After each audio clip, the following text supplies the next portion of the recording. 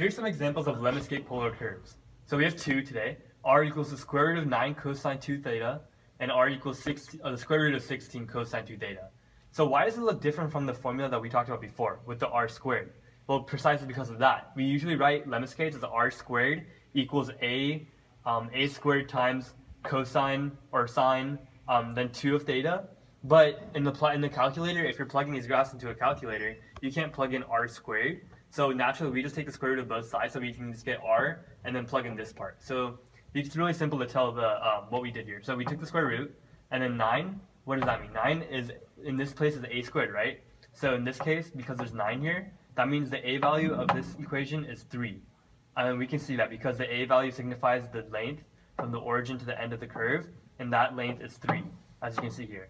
So the A value equals 3 because this is 3 squared. What does the cosine do? Well, the cosine means it's going to go across the x-axis. So that's what we see here. It's going across the x-axis. And yeah,